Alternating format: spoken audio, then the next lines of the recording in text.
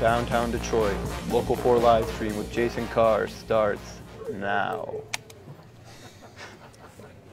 Keep working on it. You'll get there. Hey, Jacob. it's a start. Jacob in place of John today, with John hovering over his shoulder because Steckroth, apparently we worked him so hard that he has to take a day off tomorrow and he needs somebody to replace it. I got to start using these before December, so I've got quite a few to use. So maybe a couple of Fridays here and there. That's like a rock star mic. You have to actually... I got to get up close? Okay. But make sure you don't blow it out on the audio board. Hey, welcome to the Thursday edition of the 9:15-ish, the Jason Carr Experiment, live from the Local 4 newsroom on Facebook and also live streaming at clickondetroit.com. We start with scanner traffic to my left, and in my hands I have the rundown supermarket payola.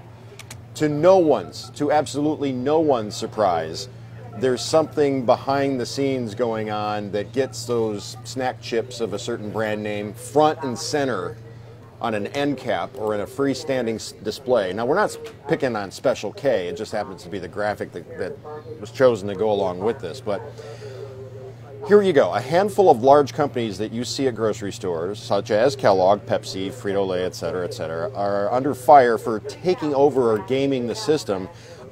Basically, it's like payola. They pay the supermarkets for prime real estate placement in the store, thereby shutting out smaller competitors, upstarts, from getting that same sort of eye level or end cap shelf space. And now that this has been uncovered, I think everybody knew it was kind of an open secret for a long time. I worked in grocery stores when I was younger. But yeah, now that people know about it, they're not too thrilled. Kind of the same way, John, that supermarkets don't have clocks or windows, and you have to go all the way to the back for the stuff you need, like milk, eggs. I just assumed that those are in the refrigerators, and you got to keep those furthest away from the windows. It was just try and save energy. Don't be so gullible, my man. But Nestle is the largest producer of food in the world. They make more food, prepackaged food, things like that, than anyone else. It should be a level playing field. It shouldn't be based on pay for play kind of thing.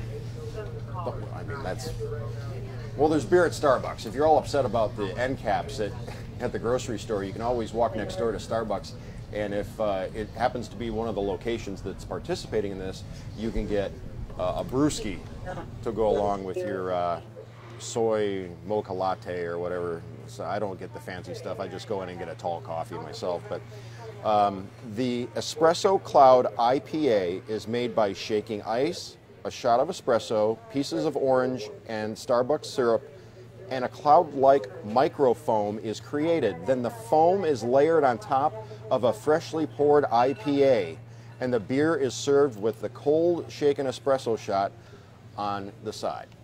So this is a red eye or a shot in the dark, except for it's not espresso in coffee, it's espresso in beer. Yeah. Would you drink this, Jacob? I'd try it. I'd try it. Is that a South Carolina hat you have on? It is, yeah. I don't really have any connection to South Carolina, just like the hat. No, yeah, that's it. All right. Nothing more to say. John, your take on beer at Starbucks? What about you out there in Local 4 Nation watching us here on the 9:15? Would you go to Starbucks for beer alone, which I guess some locations already serve? And on top of that, would you have a layer of coffee espresso foam on top of the beer? I don't know about the coffee espresso foam, but I would definitely go to Starbucks for a beer. I'd go anywhere for a beer. I think we ought to have beer up in the Avanti market. That's a good point. Steckroth, you and I have to have a beer and plan the future of this fine institution that we've created. I've got tomorrow off, so... Tomorrow off? No plans? No plans.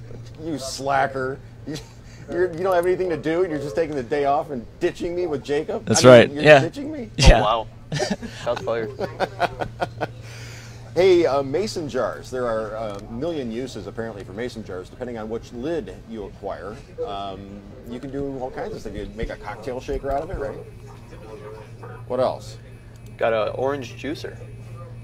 So that's interesting. Tea infusers, honey dippers, juicers, piggy bank.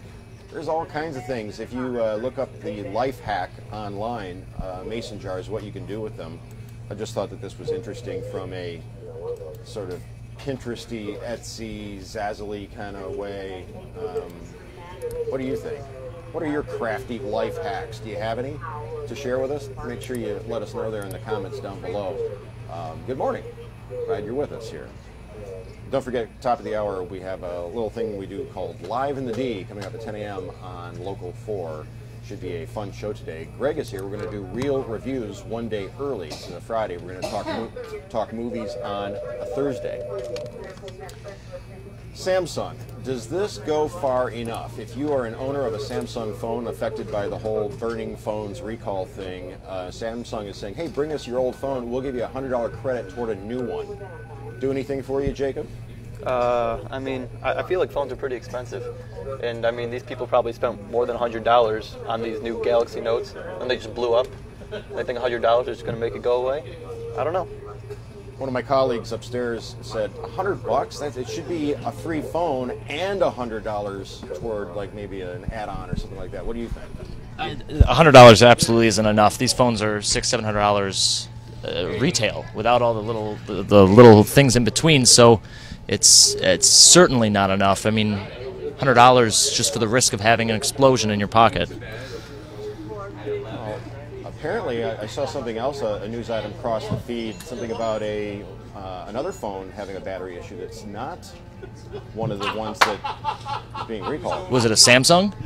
We'll have to look that up. I don't want to say it until we know it for sure, but I saw something else about another battery is having a problem, apparently.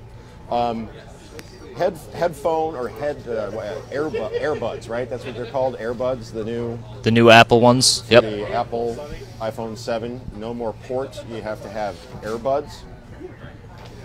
And apparently what happens if they fall out? Well, then they're like change on the ground. You got to go scrambling for them. So there are earrings to solve that. There they are, these little basketball hoop looking earrings. They're supposed to catch your AirPods when they fall out. Not sure how I feel about it. Well, I'm certainly not going to get my ears pierced for this, but I mean, you can see them sitting right in the earring right there. But I'll tell you a funny story. But I mean, I don't know. Do you have anybody have earbuds yet? I haven't seen anybody use it. not this small. I have ones that are wired. I mean, they're wireless headphones, but they're still connected together by a wire that runs. Have your mic? Yep, that runs in the back. So I haven't seen anything like this yet. I haven't even actually felt these, but yeah, you're gonna lose them. You're gonna lose them unless you got something attached to it. I don't know if TV's Ken is listening over there, but if he can print off some of the comments we've received thus far, I would appreciate it. Springing into action, he'll be running over to the printer momentarily to print off the comments so we can see what Local 4 Nation is saying in response to some of the topics we have for you today. How about this? Staying with Apple. In Queensland, Australia, allegedly, employees at the Apple Store swapping customer photos and then also rating the appearance of coworkers, and it's sort of a little mini scandal. Apple investigated and said, we're not so sure all of this went on. But the report is that, you know, when you take your phone in and then they take the phone to take your data and put it on the new phone, and then sometimes they disappear and you don't see them. And you're like, what are they doing with my phone back there? Allegedly, back in the storage room or back break room, hey, look at this, hey, look at this. And you wonder if they're getting published to the internet, what they're doing with those, or if they're just staying in there, you know? Yeah. A photo sharing ring, allegedly.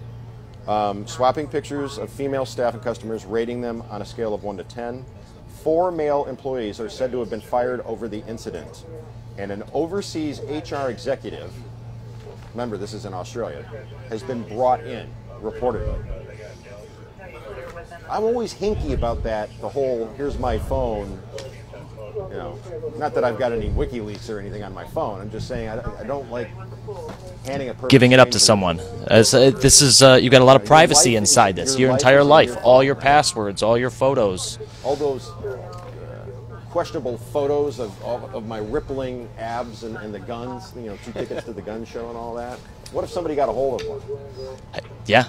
I mean, I'm more afraid of all the bank account numbers and accounts and. You know, here's my phone. Go transfer the data to something new. They got to take it in the other room to do What it. happens in the between the 2 phones? Where does that data go? That's what I want to know. Thank you, sir. TV's Ken. cheesecake in a mason jar. I don't think so, Frederick. Good morning, Roseville. Hey, East Point, what's going on? Dave wants to know, do they brew the beer at the Starbucks? I don't think so. I doubt it.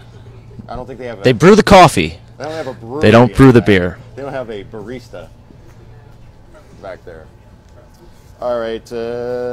From Apple, we go on to Jeopardy. Did you see this? I was watching last night. I have not sat down and, I've caught Jeopardy channel flipping, but in terms of like it being on, TV comes on Jeopardy, and I'm like, all right, I'm in. I'm going to watch an episode for the first time in a while. So I'm watching, and a contestant, Chuck, says that she's a fan of nerdcore hip-hop. Nerdcore hip-hop, which she then goes on to explain. And Alex Trebek goes, so, for losers, in other words. And she's like, that's her right there. Nerdcore hip-hop. Well, it's more than I have time to get into here, but...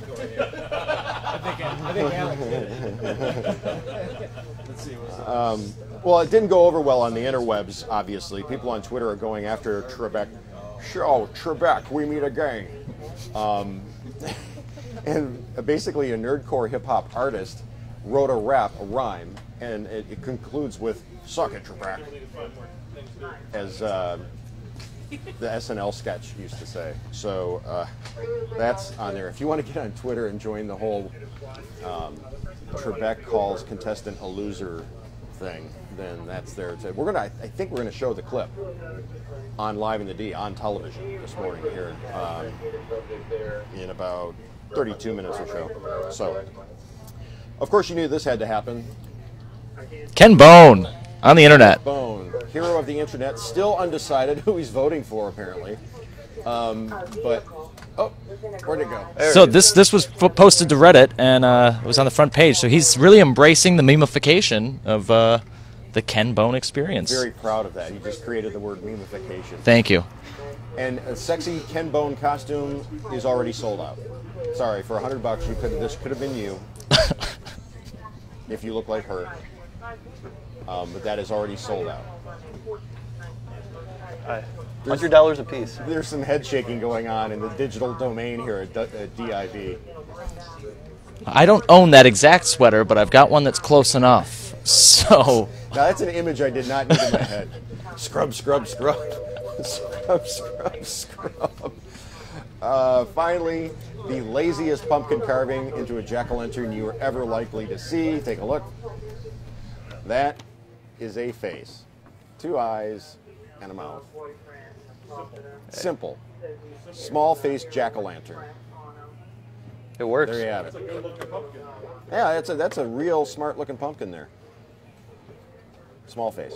All right, that's going to do it for us. We will see you on the TV at 10 o'clock on Live in the D.